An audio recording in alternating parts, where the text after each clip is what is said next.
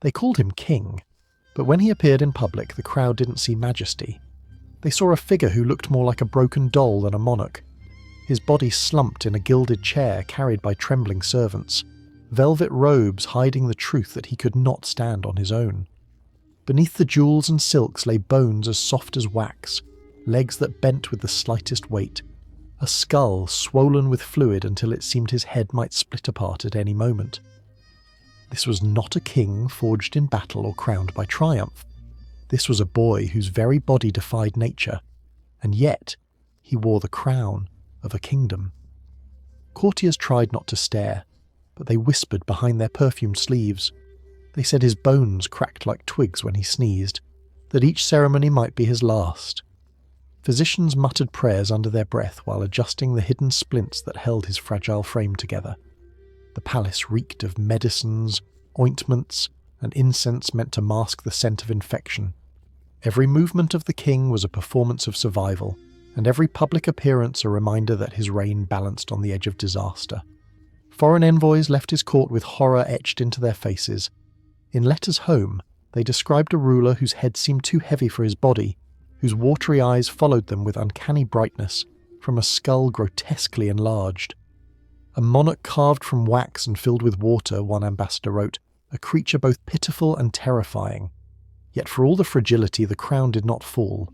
This broken figure signed decrees, commanded armies, and bent entire kingdoms to his will. His weakness made him ruthless, his sickness made him cunning. And behind the palace walls, physicians, priests, and courtiers fought not just for his life, but for the survival of the dynasty that depended on it. Tonight you will hear the story of the king born with liquid bones and a skull full of water, a ruler whose body betrayed him from the moment of birth, and whose life became a theatre of pain, fear, and unrelenting power. The story of this king begins not with a coronation, but with whispers. Whispers in the corridors of a palace where even birth was political theatre. His mother, a queen whose every movement was watched by nobles and priests alike, carried her pregnancy under the weight of prophecy. Court astrologers had predicted greatness, but midwives spoke in hushed tones of omens, strange dreams of water overflowing bowls, visions of wax candles bending and collapsing in the heat. To a superstitious age, these were signs that the child within her carried something unnatural. When the day of labour came, the palace was transformed into a fortress of anticipation. Bells rang, announcing to the city that a royal heir was being born. Nobles crowded the chapel to pray, while in her chambers the queen fought for her life as her attendants rushed about with oils, herbs, and charms. After hours of agony, the infant prince emerged, and the room fell silent. The child's head was grotesquely swollen, larger than any newborn's should be. His limbs bent unnaturally, soft as wax in the hands of the midwife. When she tried to swaddle him, his tiny legs folded inward as if they could not bear even the weight of cloth. His cries were weak and ragged, more like a wheeze than a scream. Some whispered that the child was cursed, born half dead, and should be left to the mercy of God. But he was royal blood, the only heir to a fragile dynasty. Death was not an option. Survival, at any cost, became law. Within hours, physicians crowded the chamber.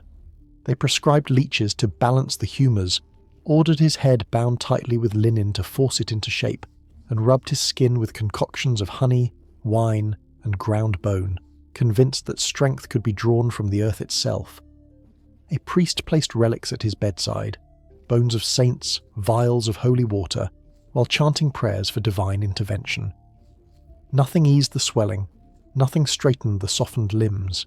Still, the court celebrated as if the child were perfect.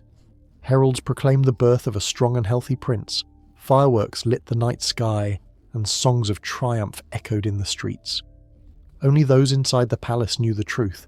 The heir to the throne had been born with a body too fragile for life, and yet, somehow, he lived.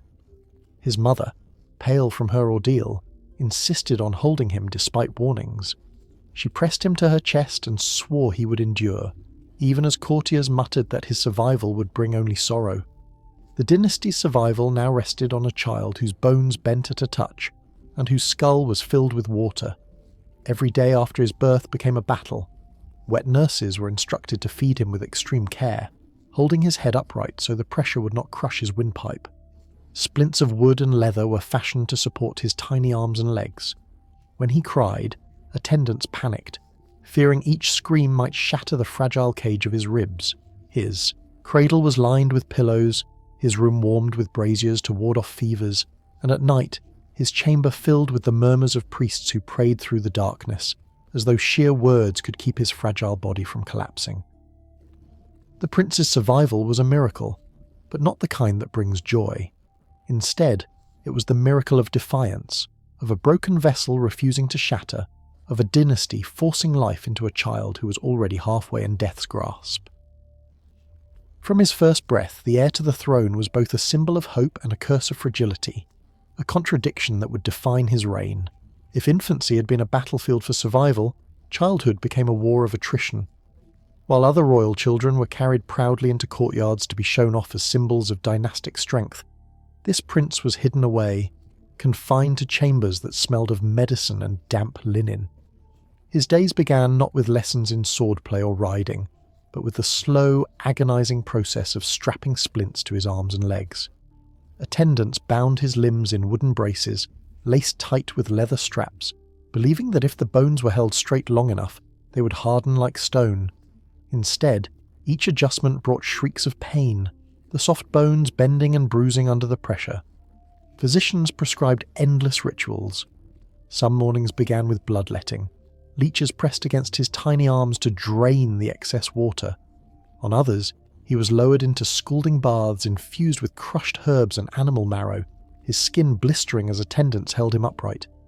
He learned early that tears were useless. Crying only brought harsher treatment. By the time he could speak, his voice carried the flat tone of someone who had stopped expecting comfort. Yet even amid torment, his mind was quick. Tutors were summoned to his chamber, teaching him Latin declensions and the histories of kings, while he lay swaddled in pillows, his head propped up to keep the pressure from suffocating him. His memory was sharp, his wit cutting, but his body betrayed him at every turn. When he tried to hold a stylus, his fingers curled inward, the bones refusing to bear weight. Scribal assistants eventually held the parchment while he dictated, a child commanding adults because his body could not command itself. What tormented him most were the sounds of other boys. Through open windows he heard the clash of wooden swords in the courtyard, the pounding of hooves during training rides, and the laughter of cousins climbing trees and chasing dogs across the gardens. For him, the world outside remained forbidden, a place of falls and fractures he could not risk. His toys were books, his companion servants too afraid to speak unless spoken to. Even within the palace, whispers spread. Courtiers called him the Prince of Wax, predicting he would not live to see manhood. Some suggested the dynasty should prepare another heir. These words filtered back to him, and though no one dared say them in his presence, he felt the pity in their eyes, the way nobles bowed more deeply to his tutors than to him, as if the child king in waiting were only a figurehead. His mother clung to him fiercely, insisting he be treated with dignity, but even she could not deny the truth. Each growth spurt brought new crises.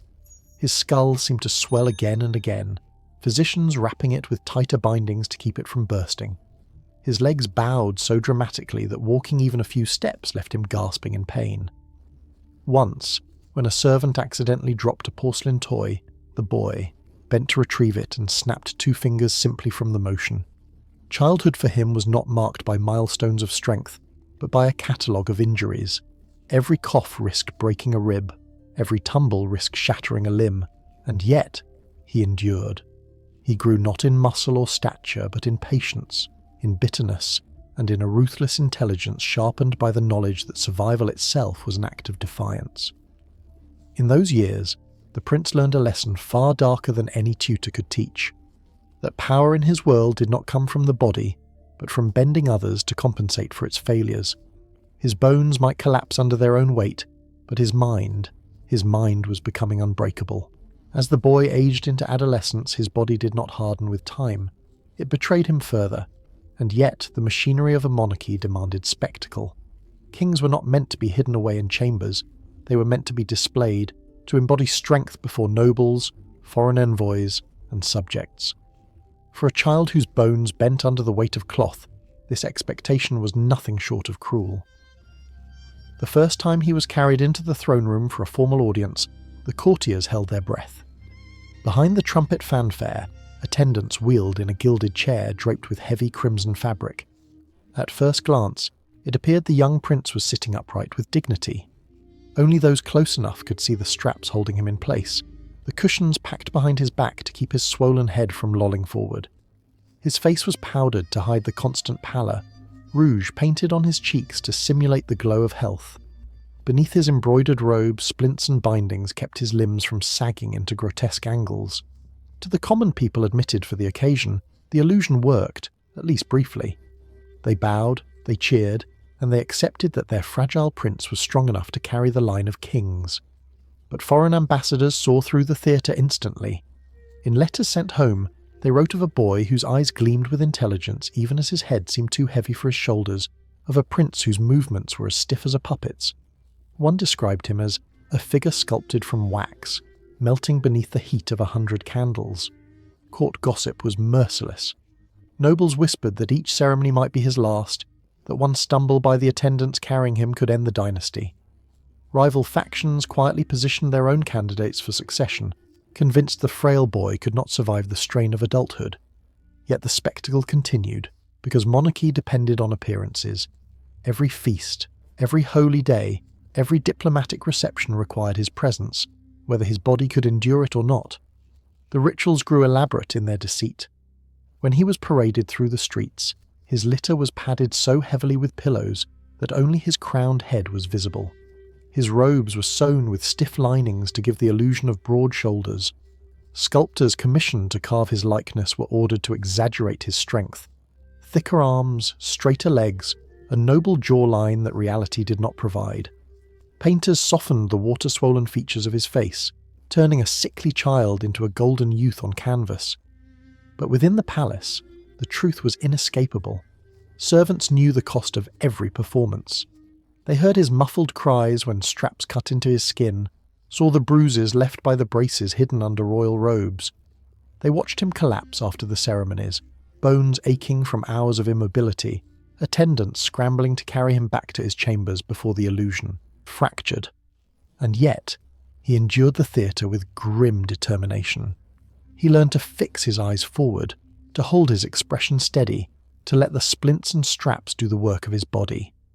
Every appearance became an act of defiance.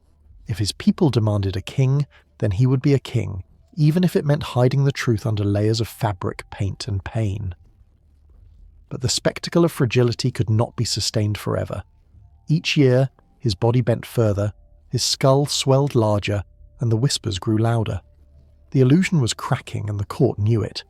What they did not know was how far the royal physicians would go to hold the pieces together. If the throne room was a stage, then the royal medical chamber was a torture hall dressed in the language of science. By adolescence, the prince's condition had become impossible to ignore. His skull bulged grotesquely, veins pulsing under the stretched skin of his forehead. His legs bent inward like the handles of a bow, and his arms fractured with the slightest strain.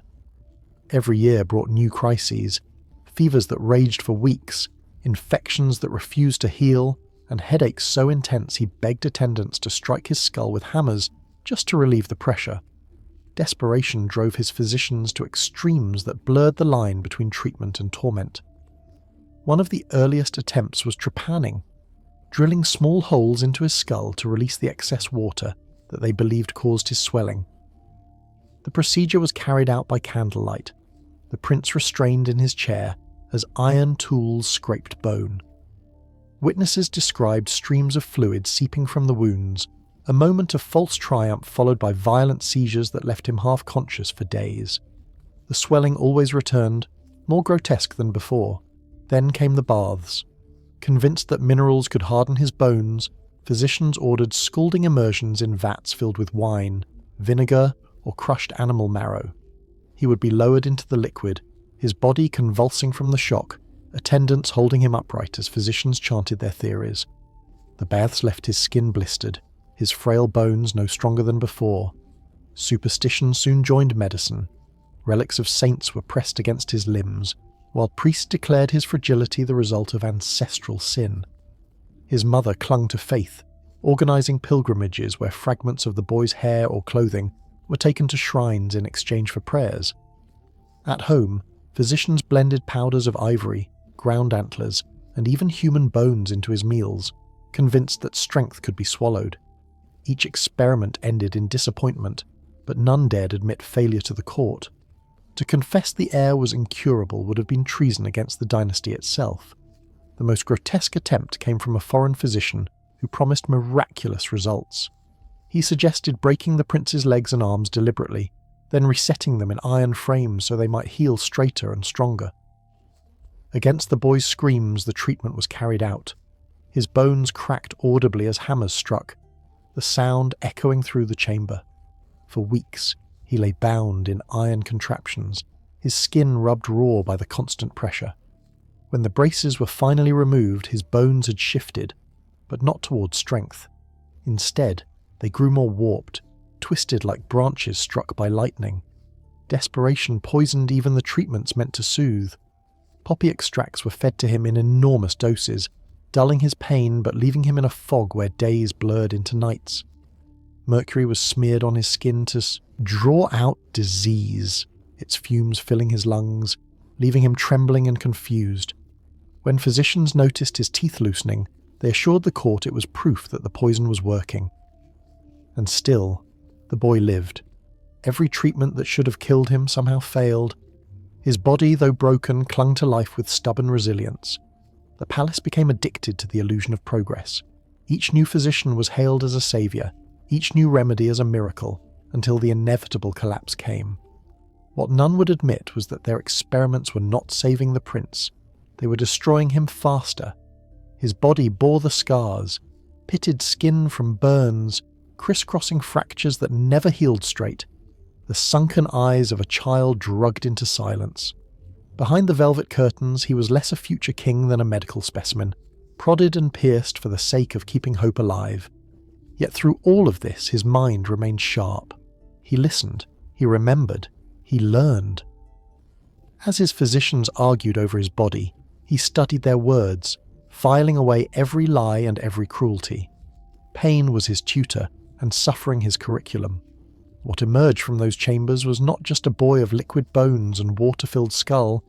It was a monarch who knew that survival itself was power, and that those who tortured him today would one day bow to him tomorrow.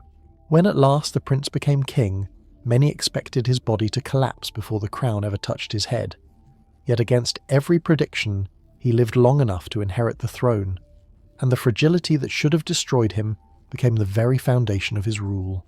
His broken body forced him to govern differently, not with displays of physical might, but with a mind sharpened by years of survival and an iron will born from constant pain. From his throne, he projected calm authority. But beneath the robes and jewels, the truth was unchanged. Splints held his limbs in place, servants supported his weight, and attendants stood ready to catch him should he falter. Every audience was carefully choreographed theatre, a performance meant to convince the world that the monarch was unshakable. Yet in private he was consumed by paranoia. He knew that whispers of his weakness echoed in every noble's hall, that ambitious cousins and generals saw him as a fragile placeholder on the throne. And so his strategy was not kindness, but fear. He ordered executions for the smallest slights, sometimes for a glance too long at his twisted frame, sometimes for rumours of pity disguised as loyalty. Nobles who once mocked his fragility now trembled before him, for his wrath was sudden and absolute. His counsellors learned to tread carefully, contradict him, and you risk the gallows, flatter him too obviously, and he suspected conspiracy. The broken boy had become a tyrant, ruling not despite his fragility, but because of it. Court life under his reign turned into a ritual of vigilance. Banquets became silent affairs, nobles terrified of laughter that might be misinterpreted. Soldiers stood rigid during reviews, even though the king himself could barely sit upright for the duration. His paranoia extended to his physicians. Once worshipped as saviours, they were now prisoners of his suspicion. A failed treatment might mean execution. One court doctor was rumoured to have been strangled with his own bandages after prescribing a tonic that made the king violently ill. Yet for all his cruelty, he was cunning. He used his frailty as a weapon. He reminded his nobles that God had preserved him for a purpose, that every breath he took was proof of divine favour. Priests reinforced this, declaring that only heaven could keep such a fragile vessel alive. To oppose him, they warned, was to oppose the will of God, and so his broken body became a sacred shield, untouchable even as it crumbled. Foreign rulers underestimated him at their peril. They arrived expecting to negotiate with a half-dead invalid, only to find a man whose mind was sharper than any blade. He memorized treaties word for word, outmaneuvered seasoned diplomats, and turned perceived weakness into advantage. When a neighbouring king mocked his deformities, he retaliated not with war. His armies would have struggled under prolonged campaigns, but with cunning alliances that isolated the enemy until he bent the knee. Still, every triumph was shadowed by fragility. Each time he appeared in public, nobles whispered about whether he would survive another month, another week. His enemies circled like vultures, waiting for his body to finally betray him. But he held them all at bay through fear, through ruthless cunning, and through the unrelenting reminder that a man who had endured so much pain could inflict far worse upon others. In this way, the king of liquid bones and water-filled skull became more than a monarch. He became a paradox, a ruler whose very fragility created a reign of terror, whose weakness was his strength, and whose suffering turned into a weapon sharper than any sword. For years he had defied the predictions of physicians and rivals alike, but the debt his body owed could not be postponed forever. By the final stretch of his reign, the king's existence was a continuous collapse played out in slow motion. His head, grotesquely swollen with fluid, grew so heavy he could no longer hold it upright without a brace. Courtiers reported that attendants sometimes had to prop his chin with padded rods during audiences so that his crown would not slip forward. His bones, already weak, had become so brittle that the simple act of shifting in bed could cause a fracture. Servants dreaded the sound of snapping, for it meant another scream, another splint, another fever that might end in death. The palace itself became a sick room. The air reeked of poultices, rotting bandages, and incense burned constantly to mask the odour of infection. Curtains were drawn to dim the light, for it brought him stabbing headaches. The king who had once wielded fear over his nobles now lay surrounded by shadows, his authority reduced to whispers carried by chamberlains. Each day, petitions were read aloud to a ruler who could barely respond above a rasp. And yet, he still clung to power, his mind sharp enough to sign decrees even as his body disintegrated around him. In those final months, his skull filled so grotesquely with water that his face seemed to stretch, the skin taut and shiny like glass. Physicians attempted one last desperate trepanning, drilling again into his head to release the pressure. For a brief moment, attendants thought it had worked. Fluid seeped out. His pain seemed to lessen, but infection soon followed. The wound festered, pus and blood soaking through the linens. His fever rose so high that servants claimed they could feel the heat radiating from his body even before they touched him. The agony was unrelenting. Every attempt to move him risked splintering his fragile bones. One night, attendants heard multiple cracks as they tried to turn him, leaving him moaning for hours. His screams echoed through the palace, carrying into courtyards and gardens where servants huddled in fear. Rumours spread among the people that their king was being consumed alive from within, a punishment from heaven for sins unknown. Priests crowded his chamber, chanting prayers, sprinkling holy water over a body already half rotted. At last, the end came, not with dignity but with grotesque spectacle. His swollen body, riddled with fractures and infected wounds, could no longer sustain even the act of breathing. His chest heaved, collapsed, and stilled. Witnesses described the silence afterward as deafening, as if the palace itself held its breath. But death was not relief. His corpse, distended and fragile, presented its own horrors. When embalmers tried to prepare him, the skull leaked fluid, soaking the linens beneath. His limbs bent at unnatural angles, resisting attempts to straighten them for burial. The coffin became another ordeal. His body was too swollen, too misshapen to fit the traditional casket. Carpenters were summoned to widen the box, while priests debated whether such indignities would anger God. Even after burial, legends claimed the soil above his grave sank again and again, unable to contain the weight of his cursed remains. For years, passers-by reported strange smells and dampness rising from the earth, as if the king's body continued to decay beyond nature's limits. Thus ended the reign of the king with liquid bones and a skull full of water, not in triumph or in peace, but in a spectacle of collapse that haunted both palace and people. His death was not simply the loss of a monarch, it was the final proof that flesh, no matter how adorned with crowns and jewels, cannot escape its fragility. History prefers its kings to be remembered as warriors, conquerors, or visionaries. But this king was remembered for none of these. His legacy was a paradox, a ruler whose body betrayed him from birth, yet who clung to power with a ferocity that terrified those around him. Chroniclers, eager to soften the memory, painted him as sickly but noble, a gentle sovereign who bore his suffering with grace. But beneath those polite lies, the truth lingered in whispers. He was a monarch of splints and bandages, a tyrant whose cruelty was forged in the crucible of pain, and a man whose body rotted while he still breathed. Modern medicine offers explanations that his contemporaries could not. Hydrocephalus is the buildup of fluid in the skull, osteogenesis imperfecta, the brittle bone disease, perhaps rickets, born of malnutrition and lack of sunlight. Whatever the precise diagnosis, science confirms what his people already knew, that his body was a prison, a vessel of agony.